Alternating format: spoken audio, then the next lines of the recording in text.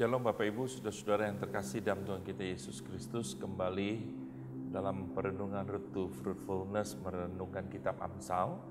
Kita baca Amsal 10 ayat 19, demikian bunyi firman Tuhan. Di dalam banyak bicara pasti ada pelanggaran, tetapi siapa yang menahan bibirnya berakal budi.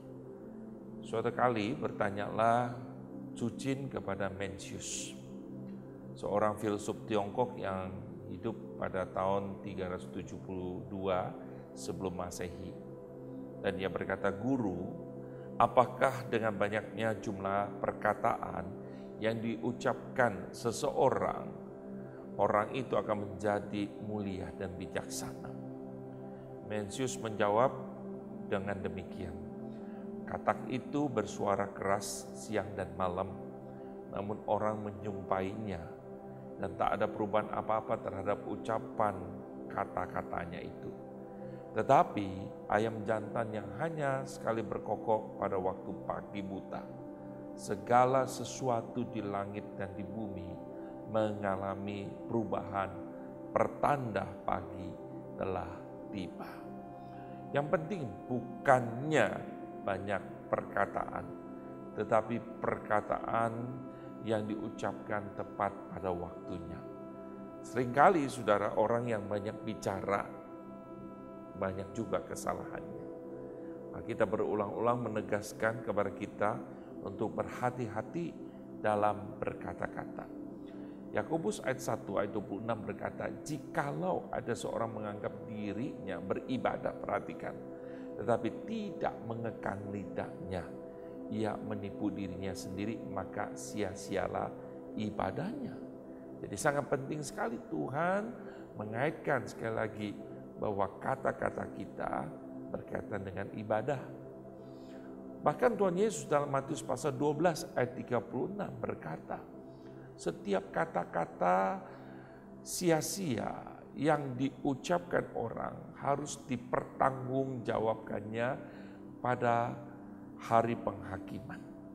Setiap perkataan kita yang kita ucapkan itu harus dipertanggungjawabkan. Seringkali yang terjadi, kita bicara dulu baru berpikir. Padahal semestinya berpikir dulu sebelum kita berbicara.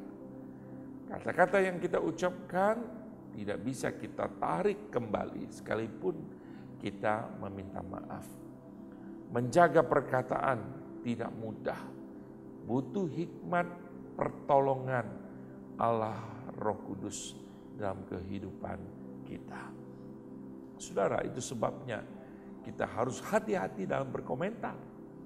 Berpikir dulu apa yang harus kita katakan, apakah yang kita katakan itu membangun, menginspirasi orang, kata-kata kita yang kita ucapkan berguna, kita bisa menjadi saluran berkat, dan paling penting kita mengatakan kebenaran. Jikalau kata-kata kita hanya memuaskan hasrat kita, lebih baik kita diam. Karena lebih baik diam daripada berkata-kata hampa dan tidak menjadi saluran berkat. Dan Allah akan minta pertanggungjawaban kepada kita. Ada saatnya kita berbicara, ada saatnya kita diam.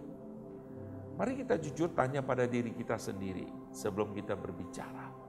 Apakah Tuhan berkenan dengan perkataan saya? Apakah Tuhan semakin dimuliakan? Atau sebenarnya Tuhan lebih berkenan ketika saya diam karena itu lebih memuliakan Tuhan.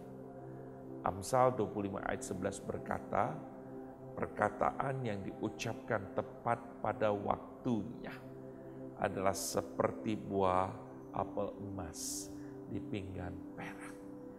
Kiranya Tuhan menolong kita sekalian. Amin.